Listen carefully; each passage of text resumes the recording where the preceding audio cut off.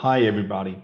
I'm Klindt Myrvoll. I'm the program manager for the National Danish Web Archive at the Royal Danish Library, Netarkivet. So after around 20 minutes, you'll know a lot more about the background of the archive and the legal deposit law, facts and stats, discovery and playback, for instance, Solar Wayback, our crawl strategy, a bit of our COVID-19 event harvest, a case about that, some technical limitations, and also data dump deliveries for researchers. So I work here in the Black Diamond in Copenhagen. And the Danish Web Archive was founded as a cooperation of the two national libraries that were formerly known as the Royal Library and the State and University Library. So it's merged into the Royal Danish Library. And here we have the location in Aarhus and the book tour at the library in Aarhus. So it all began with new revision in Denmark. Archiving the web is based on the legal deposit law. And the revision that came into force in July 2005 included Danish content published in electronic communication networks. That's content that is defined as published by Danes, published in Danish, and addressed to a Danish audience. And this task was assigned to the two national libraries at the time, the Royal Library in Copenhagen and Statsbiblioteket in Aarhus, and Netarkivet was born. As you can see, there has been a long history leading up to this moment in time. Yeah. So the Web Archive stats, you can see here, this is what it consists of. It's mainly HTML, some images, and a lot of other kind of content. It's almost 900 terabytes of data. It's deduplicated since 2006 and compressed, and it's preserved in Bit Magazine software. It's almost 34 billion objects. And an object can be anything from HTML to CSS file to a Word document to basically anything you can think of as an object. And then you have like 2.7 million unique domains harvested. This is just a short view of archived objects per year. And here's a link graph of DK domains in 2018, kind of showcasing how the Danish web looked at that moment in time. So since 2005, the Royal Danish Library has collected material from the Danish part of the internet and preserved it in our web archive. And then in 2011, URL search was added. And in 2015, full text search for researchers became a reality. So we had Open Wayback, URL search, and Blacklight, which we're going to shut down. Then you have Solar Wayback. So this is Open Wayback, the old URL search, and the playback. But then in 2021, Solar Wayback, a powerful open source discovery and playback platform for exploring web archives that started its life as a lab-like experiment at Innovation Week, was put in production for our web archive. This is a brief view, and it was built this way. So we have the internet, we harvested with NetArchive Suite 7.3 software controlling heritrix. So we have an archive with early on ARC files, but now WARC files, and a CDX index. It's all preserved in Bit Magazine software.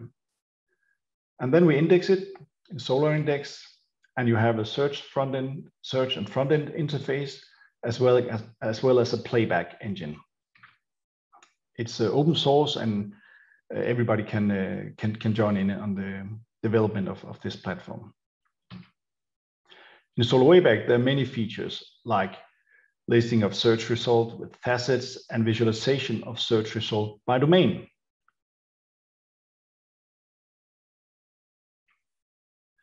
You have image search.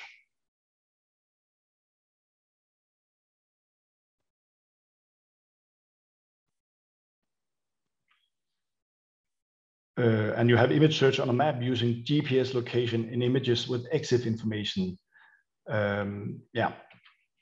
You have an interactive link graph showing ingoing and outgoing links. So you can basically see all outgoing links in the source file of any given site, but incoming links is a bit more difficult.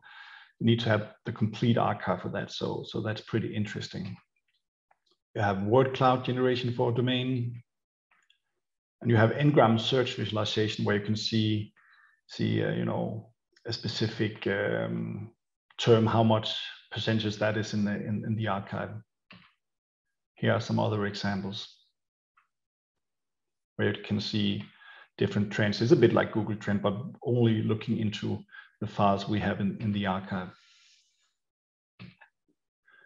And then you have large-scale export to create link graphs as well. This is DK domains in 2006 kind of visualization. You have playback of archived web pages with the toolbox overlay.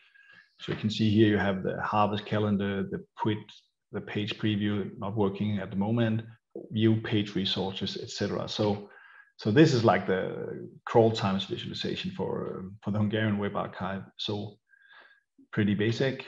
And then you have more detailed here. This is the PRID is like the persistent web identifier. So it is a unique identifier for all elements on a certain page. You can refer to it later. And it looks like this. It's basically which archive is it in, when is the time of archiving, what kind of content is it, and then the archive URL. And the URL looks like this. You also have harvested resources. So what you see on the right side is like a complete list of resources for a page, so you can actually see if it's actually harvested, and you can see the time difference between when elements from a website was harvested. So let's talk a bit about our crawl strategies. So we have the broad crawl, which is like taking all the top domain, all .dk domains 3 to 4 times a year, and get all of that as much as possible. We have the selective harvest, which is all Danish news media, for instance. You can have a frequency where it's like daily, weekly, or maximum of 12 times a day. Political parties, organizations and associations, ministries and agencies, selected profiles from social media, etc. We also do event harvest, which is like 1 to 3 events yearly. That could be COVID-19, elections, etc. We do special harvests as well, this closing of sites like Google Plus or requests from researchers. So let's look shortly at a COVID-19 event harvest, just like a small case study. So as we all know, a lot happened in March 2020. So let's just take a short look at how Copenhagen kind of looked.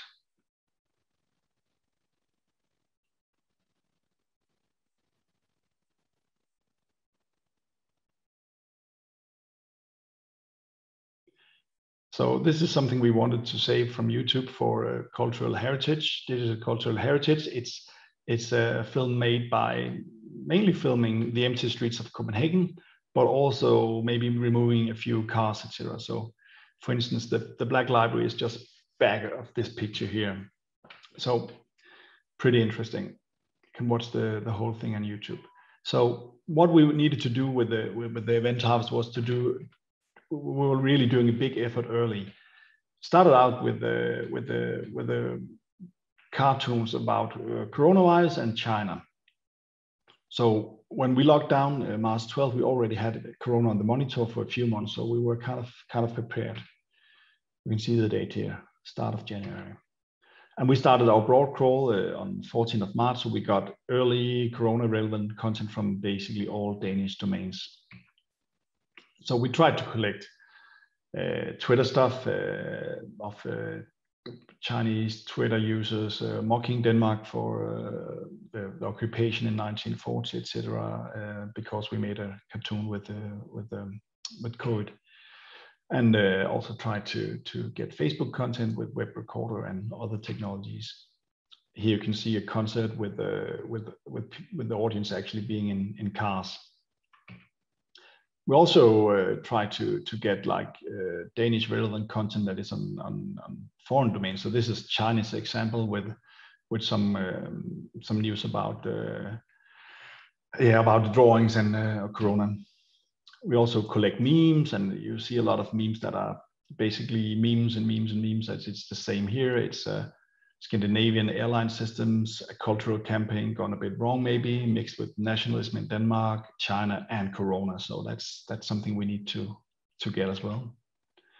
So when it all happened, we already had some kind of workflow, but we wanted to set up a workflow even more. So a few days before the lockdown, we had a long meeting with all curators, brainstorming, discussing, and agreeing on how to proceed so everyone knew what to do. So we started doing daily 15-minute, maybe 30-minute stand-up meetings, Scrum style. What did everyone do yesterday? What are they doing today? And does anybody need help? And then we were using Jira and sprints to see issues visually. So it looks basically like this, but with way more issues actually. Here's a list of some of the extra content we nominated and harvested. TikTok, Twitch, and other digital culture exploded because people worked and studied from home, and maybe with a lot of spare time during Zoom meetings. So we weren't able to collect everything of TikTok or Twitch because of technology stuff, but we definitely looked at where is Corona-related stuff happening.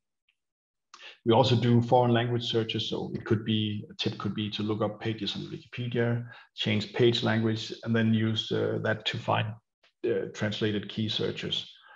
We do URL extraction, so it's a bit manual, but you can use the search results and then copy selected links from browser extensions for Firefox and Chrome, and then get then take down the content. So this is an example that will help you in your daily URL nominating work. You can also clear URLs so don't get all the thrash. So now we are searching for Danish related stuff in Google, and we find it here, and then we do the copy selected links.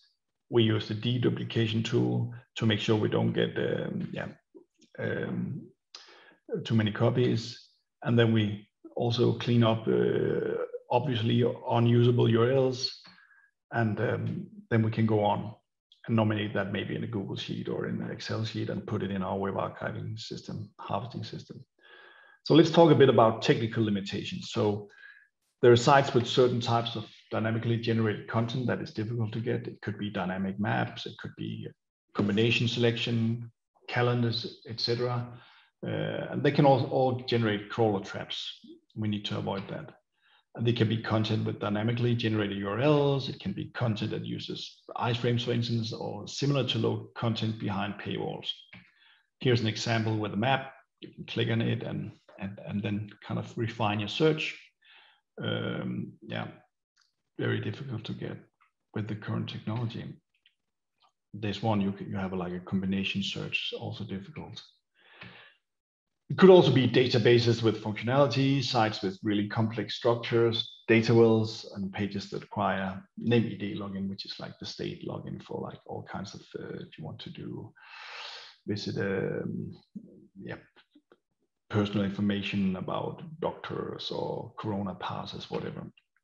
Also, social media is pretty difficult. Facebook, we have a lot of trouble harvesting even with Netarkivet. You can use archiveweb.page or web record or similar. Reddit, we have quite a lot of success with. It's a bit slow to crawl at the moment, but we're trying. Twitter, difficult, but we are making pilot projects with API harvesting. But there's also YouTube, Vimeo, Instagram, Imgur, TikTok, Twitch, and much more. So we have a lot of limitations with these medias. So they can sometimes view us at robot harvesters, crawlers, and then throttle us and make sure that we don't get as much bandwidth to harvest videos as we normally would. And it can also be difficult to identify all relevant material in an automated way. And also storage data quickly becomes bulky. We cannot collect everything. So in the Danish web archive, Netarkivet, it's like we have in a way no collections, only one big archive. As I said, we don't have show specific collections, but we do make event and special harvest, and they have a unique ID. They can maybe be used later to show defined collections. So it's only available for researchers at Danish institution, and you can see a sneak peek here with the Ngram search. where can you see trends of terms. Everybody can do that, and users actually apply for access to a specific research project. So instead of curated collections, our users can use free text search in Solr Wayback, and then they can apply for also disclosure of data for further use. That's the data dump stuff. So we here at the Royal Danish Library, we support researchers in various ways when it comes to access and knowledge about our data and about working with our data. So yeah. And when it comes to web archive researchers, they can use, for instance, Solr Wayback for feasibility studies, and combined with Talk with Us, they can specify data they would like to extract from the web archive. And we have worked with data dump deliveries since 2018, and it's a great way to improve research based on web archive data.